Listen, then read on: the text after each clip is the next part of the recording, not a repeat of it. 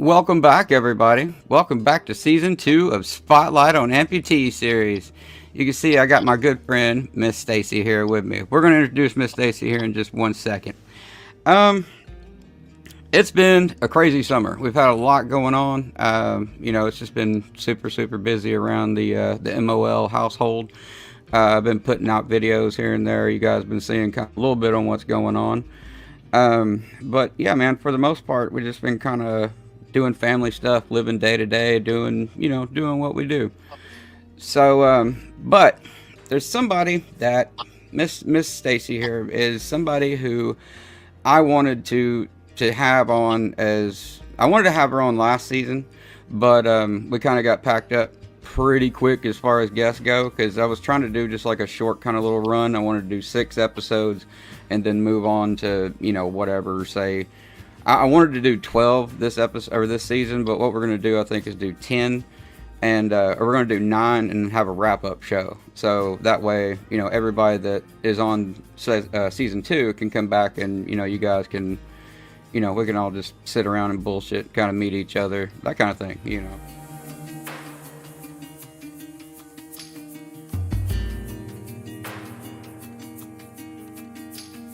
I was born with a shorter left leg, so I had a limb discrepancy of about 10 centimeters. And I fought a really long battle of surgeries. I had about 70. And basically everything that could go wrong went wrong. And I finally had enough of it. And I said, I can't keep living my life this way. Like, there has to be a better way. I deserved a better quality of life. And then I finally started talking about amputations with my doctors. And I kind of got a couple side eyes and, oh no, like, probably not a great idea. And I just started really advocating for myself and I pushed for it. And I've seen incredible amputees. They're resilient. We are strong. We are weird. And I just kind of felt like I finally belonged. So I knew it was something that I wanted to do. It was building up the courage and the strength, I think, to actually go forward with it. As you know, not everyone's journey is even remotely the same. Everyone is different. Oh no. And the unknown for me of if my quality of life was going to be better or if it was going to be worse was something that I really battled with. But I knew I wanted to be a mom. I knew I wanted to be an active mom. And sitting on the sidelines just wasn't cutting it for me any longer. So in October actually, this is coming up on 3 years this month. Of 2021. It's about 3 years. Yeah, that's crazy to me. Sometimes I feel like it was yesterday, but then sometimes I feel like I've been an amputee my whole life already. Yeah. 3 years ago, I electively amputated my leg below the knee, and it was the best decision that I've ever made. I'm diabetic, and so I would like go to work, and then I could just never beat the infection. It just seemed like I kept on getting infection after infection. And finally the doctor came to me one day and said, I was dang near septic. And he was like, we can go below he said, I can either take this much, above where we're going, or I can go below the knee and we can make sure we get it. I said, below the knee. I said, just go ahead and take, I don't know if you've seen that movie Lonesome Dove, but I always told myself if I was ever in that position, I would not pull a Gus McCrae and say, nope, I'm going to die with my legs. You know what? I'll take my chances without it. Yeah. I cried for the first 7 days. I know I'm just kind of going to tell the story if that's all right. Yeah, absolutely. That's why we're here, bro. I cried for 7 days like a big old baby afterwards. I laid there. I took my Percocets. The pain was horrible. Like, cause they did like a spinal tap and like the nerve where they double deadened it because I said, I don't want to feel nothing. I'm a big old baby, when it comes to pain, and I'm not trying to, I'm not trying to feel that for sure. They're cutting bone. And so I cut my shit off. I cried for you, right, Red Dog? I laid there and I was like, and like the first 2 days wasn't bad. I was like, yeah, okay. I took like 1 or 2 of my pain pills and I was good. Well, that third day, about 6 o'clock that night, right after I got through eating dinner, that all of a sudden I felt the sensation come back in that stump, and every one of them nerve endings came alive. Yeah, that swelling starts to go down. Oh my God! It was due to a motorcycle accident. I had been riding bikes for the better part of like 15 years or so. And just one day I was returning home from some errands, and I got T-boned by a landscaping truck. And this landscaping truck had basically a snowplow bracket on the front, but without the snowplow. So it was just the bracket. And because of that, it probably wouldn't have been so bad because I had highway bars on my cruiser, but because of that, the bracket essentially crushed my ankle below the knee, my leg below the knee. And I was thrown, they told me I was thrown like 30 feet. And so the next thing that I woke up in the hospital, intubated, and the surgeon was explaining to me, kind of what happened. And yeah, then this was all in May of 2019. And they tried to save my leg after one or two operations. And then they finally gave me, after one or two operations, I should say, they gave me the choice of amputation. And essentially, I decided in like 5 minutes to just go for it because, I wanted to start from zero and work my way up. Right. And there I was. So I spent a couple of months in the hospital, 20 operations, and then 3 weeks in the rehab center, and then slowly but surely, came back after that. Yeah. I was driving a 750 Virago, much bigger bike than somebody my age should have been driving, of course. But my hand slipped off the gas and the handbrake. Mm-hmm. And because I was all sweaty, and I hit the accelerator, and I jumped this yard into this lady's, jumped the curb into this lady's yard, and my leg got caught between her brick planter and the motorcycle, and it severed it, and it was just hanging by some meat and skin. It had cut completely through the bone and everything. I got really lucky though, and that was the only damage that actually happened to me. They took me to the hospital. They took a vein or an artery out of the other leg to see if they could save it. And they're like, oh yeah, we saved it. It's great. 3 days later, it collapsed. They had to take it anyway, which I have to say, being the age I am now, I'm so grateful they took it because I can't, having to do that much rehab for so long and then constantly being in pain would just be too much, I think. So I'm glad they took it. About 2.5 years ago now, I fell downstairs and broke my leg, and turned out that there was a huge tumor that was suffocating my femur that made it snap in half. And and so I found out that I had osteosarcoma and had to have my leg amputated. Okay. It was a fun 6 months. Well, I mean, look at you out here living it up, I mean, wow. Yeah. Man. Yeah, that was a rough day. But, yeah, I would say so. Yeah, but... What was, I mean, how long did they go before you were told, hey, Marissa, just so you know, you have this till, So, let's see. I found out June 22nd that I had cancer. 2 days later, I found out they had to amputate. And then we had to do some rounds of chemo first before they would amputate. We would have done more, but chemo didn't go well. So September 1st of 22 is when we did the amputation. Okay. So a couple months later. Okay. So it was a pretty rapid decision then. So it wasn't to be taken lightly. No, it was either that or dying. So I was let's right. not. No, right. No. Well, here's what's real funny. I joined one-leggers January of 22. Okay. But I became a two-legger December of 22. Yeah, I didn't want to say that. I'll let you tell your own story. Yeah. So Ron is a double.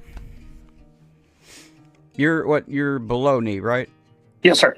Yeah. Okay, that's what I thought. Okay, on both sides. You're below knee on both sides. So, would you care to tell us a little bit how that came to be? Yes. So, not real much. So, blood infection, circulation problems, attributed to basically diabetes. So, that just happened. It's real crazy how it started. Um, I was working full time and came home real sick one day. Thought I had COVID, didn't know because that was the thing going around. And, worked at Motorola and just came home and lied down.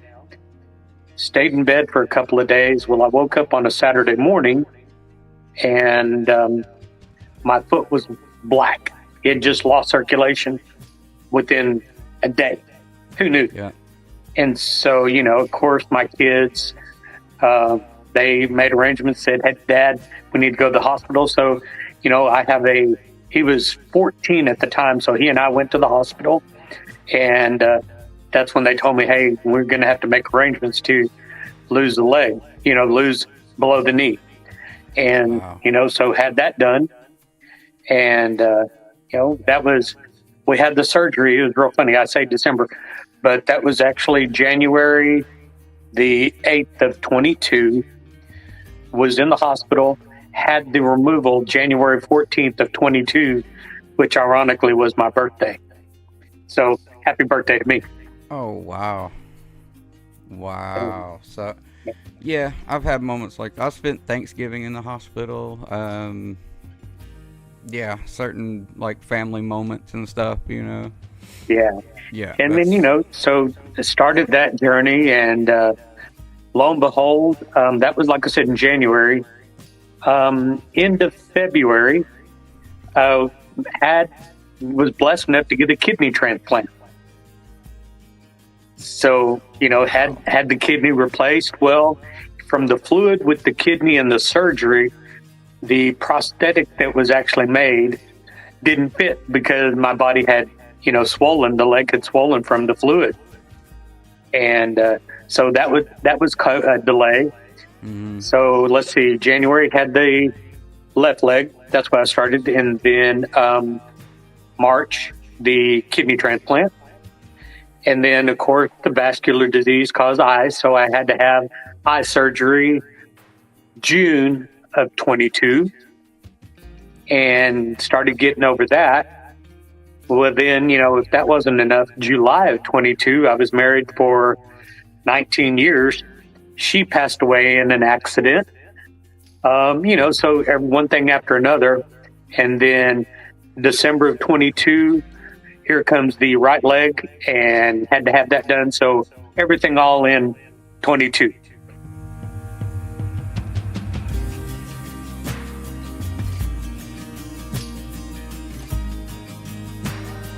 So we went trick-or-treating this weekend, right? Really? And I was wearing, my fiance's uncle had trick-or-treat up at their campground that they live at. And I was wearing shorts because it was like 70 degrees, not 50 like it is today. And this kid looks at me and he's like, "Are those legs costume legs?" That was a first for me. And I was like, Absolutely, they are. I was like, "No, they're my actual legs, but that'd be pretty cool, wouldn't it?" He's like, "Oh." I was like, I've never heard that one. Like that was. I guess just do my stuff for Halloween and people think it's fake. I don't know. Yeah. I mean, that's so a cute. pretty good trick. I'll say that. You got some awesome green screen action going on. It's a hologram, I guess. Yeah. So, Miss I was Kimberly, telling you've been him- helping out. You've been her other two legs for her. I was there for the first one. Yeah. I only have one. I'm not losing the second one. Oh, okay. I thought you had a temporary until they put the big one on. No, That I could be no, I wrong. only have one. Oh, Okay. thank God I only have one. But I was And- there for 3 weeks and I arrived just before she had her surgery. And so I was there for a total of 3 weeks. Okay. But she I did. gotcha, She came I and helped gotcha. us out. Then my niece the other day, she sent me a picture of you. I don't know where she got it. There's a picture on the internet of you. And she goes, you need to hook up with this guy. And I said, that's Josh. He's my friend. And she goes, you know the motivated one-legger? I said, yes, I do.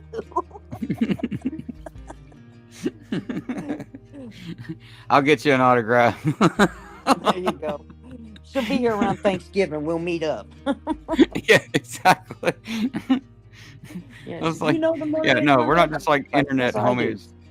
Yeah, no, we're not just internet homies. Like, I actually know Miss Robin in real life. So,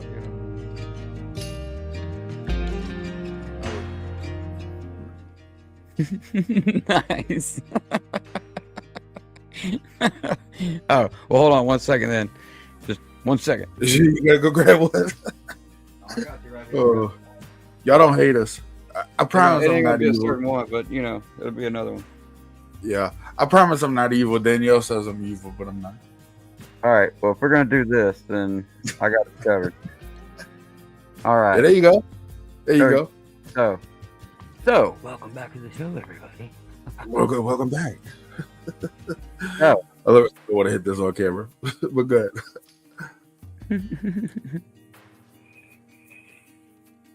Can you guys tell that I'm a Misfits fan or what? That's what that is. That's the Misfits go. That's the Crimson Skull, yeah. Yeah. Hey, you actually have hair. I know. That's crazy. I do. Well, I got a big ass massive bald spot up there, so you know that kind of Hey, no comment. it adds to the crazy ass look. I deal with paranormal and stuff like that all over the city of New Orleans. Honestly, you can go like you can go to Marie Laveau's tomb. If you pass her tomb, you got to put 3 X's on it, stuff like that. Oh wow! Crazy. Why? What happens if It's like a voodoo curse thing. You go in the grave. So I was in the grave one time. We had a little party in the graveyard. Let's put it like that. When I was like 17, 18 years old, and yeah, her grave's the only tomb in the whole cemetery that's got X's and stuff all over it like that. It's crazy. Like it don't have a headstone to say like Marie Laveau, but I mean you see it because of the way it's marked up. It's been like that for hundreds of years, or whenever the lady died. I don't know. Huh? Yeah, I gotta check into that. That's wild. You guys have something down there that I've always found extremely fascinating, and we also have something here that I'll bring up in a second. But you guys have a problem with caskets floating out of the ground. Yeah, we do. That's when it floods. Yeah, when it floods, the water yeah. table will literally rise under the ground, and you'll see caskets like just. Yep. Back in the day, so some old cemeteries you go into, there's like cages over the grave. You might think it's like a vampire thing, but it's literally sort of the tomb. Because back in the day, it wasn't caskets; it was like cement tombs. It was sort of tomb don't float up. Yeah, my dad, he's buried in a cemetery where they've had caskets pop up, but my dad's in a wall, like he's in a mausoleum. You know what I mean? Have you seen pictures of it before? It's a thing down here. Oh, I've seen actual caskets floating in the floodwater. Oh, that's so. Oh my God, that would be so creepy as hell just to see that. I mean, obviously, it's just like what? It's just a dead person going. Yeah, but still, you know. I mean, I'm not gonna say I was like right close to it. I seen it off in the distance, like a couple blocks away. But yeah, I mean, it was the floodwater was too deep for us to drive down there where the casket was. But I seen it, you know.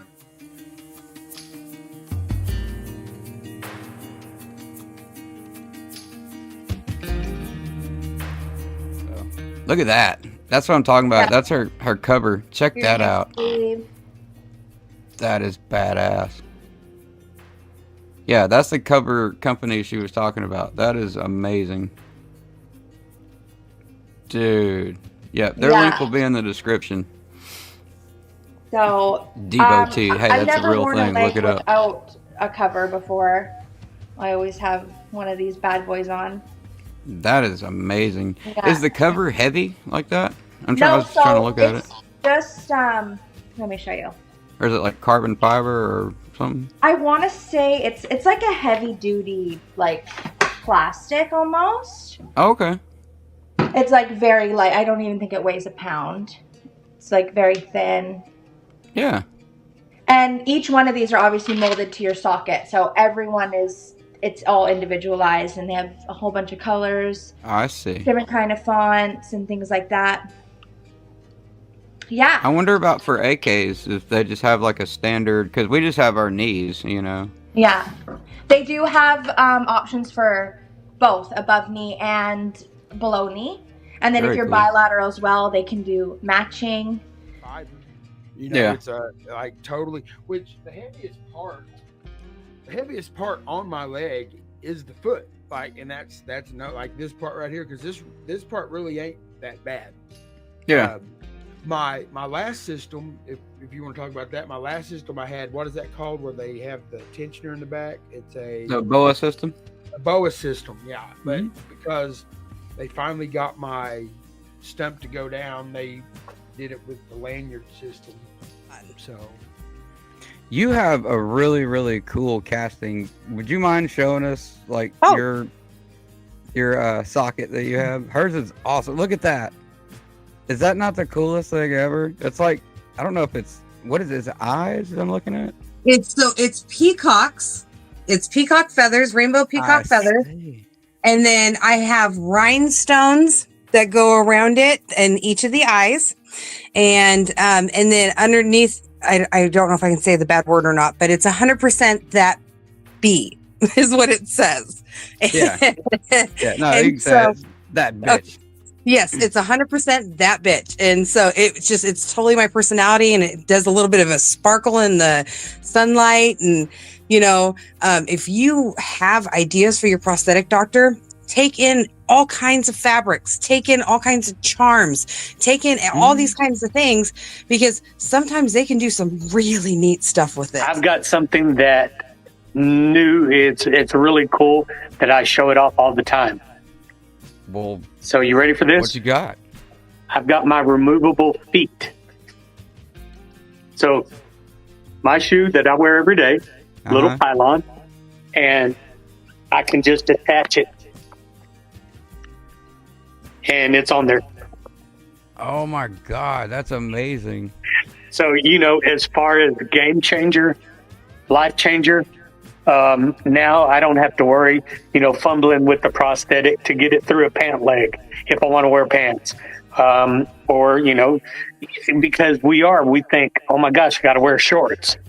Well, now I can, you know, have both my legs, stick them through the pant leg, and, you know, put my feet, pop them on and off.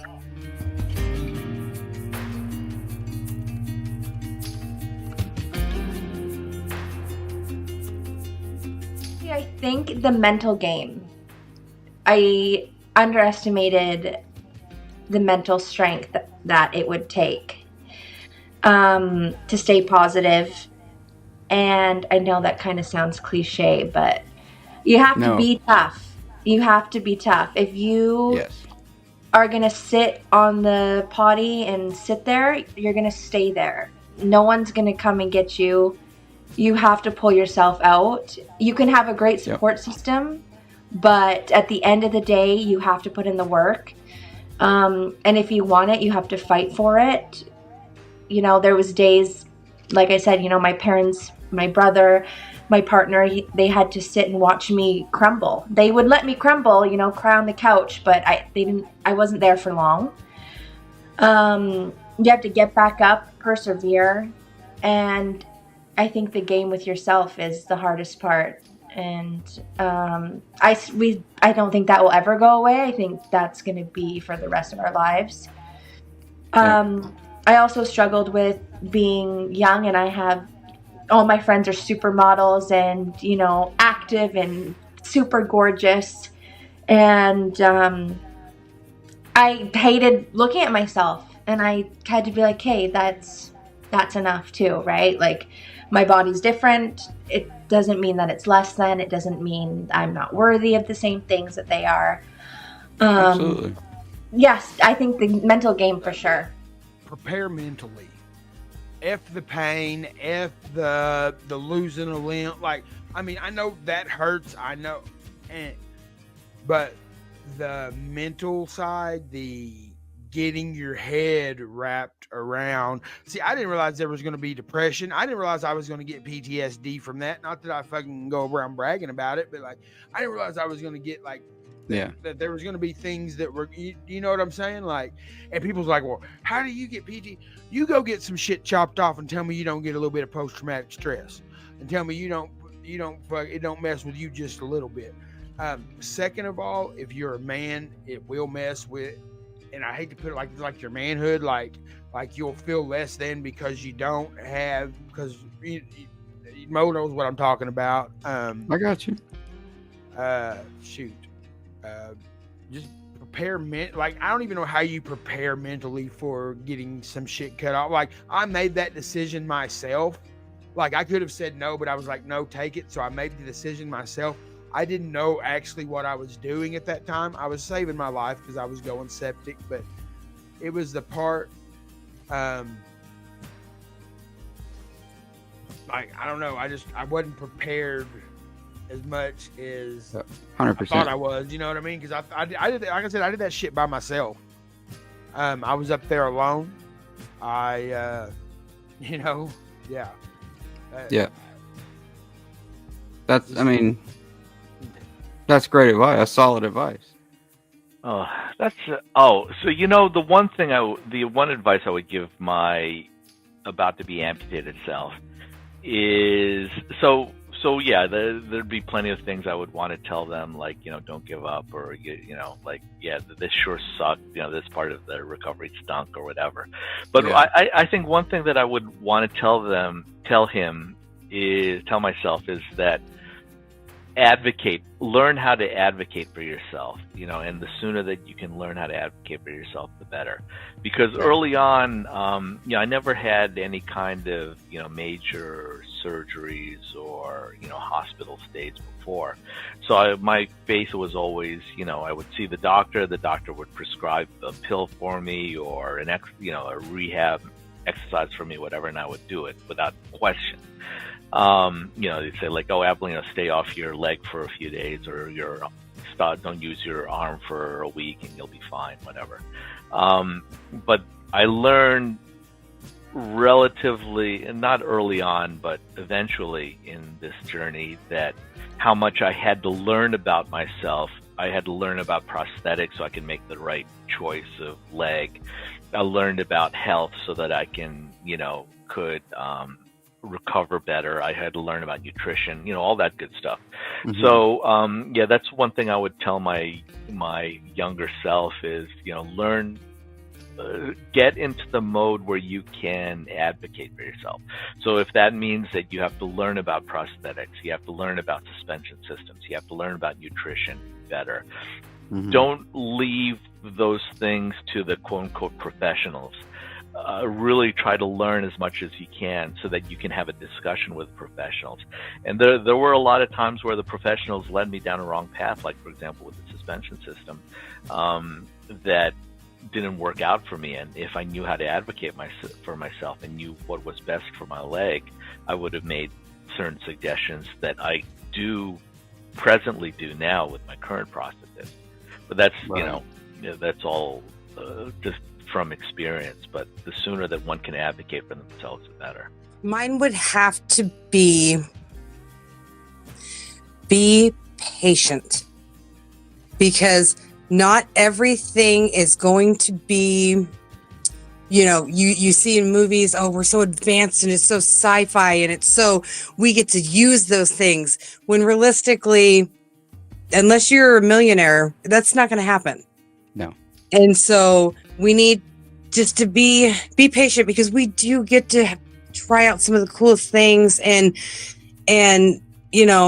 sometimes we just have to wait for others to catch up to our ideas. And what our ideas of prosthetics is a lot different than what reality is for at least some of us, I know. And just be patient. It will be okay. You will get to do the cool light up leg. You will get to do the cool charms on it. You will get to do the cool noise making. I mean, just keep throwing your ideas out there, because someone's going to pick it up and be like, I can do that. Probably just like all of the... It's a good question. I guess probably just getting used to people's like stares. That kind of is the biggest thing that I've had to deal with. Like the limb loss itself hasn't really bothered me. It's more of people's stares sometimes. The Especially appearance. parents are worse than the kids, I've realized, and older adults. That's the biggest difficulty, I think, is just don't let people get to you. Try and stay positive through everything, no matter what. Like, yeah, it's gonna suck for a while, but you'll be fine. You'll figure it out. You'll be okay. Patience. That's Yeah. it. Is and that's the biggest thing again that I've learned is patience, not only with me, but with a caregiver, with people in general. I had to step back and say, Ron, you need to be patient on walking. You need to be patient. And then dealing with a caregiver that wants to do everything for you, being patient with them to say, stop, let me fail. Let me at least try, rather than being short, because initially I was short with people, why do you need to do that? I'm a real person, I'm alive. But then seeing it from Quit their touching me. seeing it from their perspective, knowing that I may or may not have been in pain, they just want to help me adapt and do something. And that was the education part, is being able to speak in a normal tone to say, let me try, or you know what, I do need your help. And that was my biggest thing of learning to ask for help when I needed it, not being hard-headed. I want to sincerely thank all you guys. I'm not going to get mushy and spin and be long-winded, that kind of stuff, but I want to sincerely thank all you guys for coming this entire season and just checking things out. If you've learned something, that's amazing. If you come just because, hey, you like Motivated One-Legger and you just want to come hang out, see what he's up to, I greatly appreciate that too. Like I said, we put 2 seasons in the books this year, and I'm super, super stoked with that. It's only going to get better. We're going to improve our year. I won't be as fuzzy when we come back for 2025 for season 3. We'll have more guests. We'll have some people from the from the Amputee Coalition that are going to come on and talk to us. Some people from Bulow are going to come on and talk to us.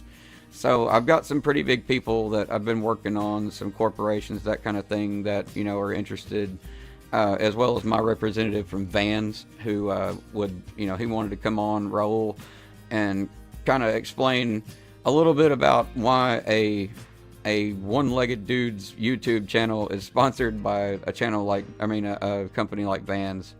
So in 2025, we're going to really step up our game. We're going to also have amazing people like Miss Tammy, who you've seen tonight. We're going to have back some of our fan favorites that we have had on here. Some of the people that, you guys have really seemed to respond to and think, a lot of. And for that, I greatly appreciate it. So, having said all that, I want to sincerely thank all you guys. I know I'm getting long-winded here, but I really do appreciate it. And with that, that brings the 2024 season to a draw. Everybody stay happy, safe, sane, motivated. Don't look back. Don't give a flying fuck what anybody else says about you, because it really don't matter. I'll see you soon.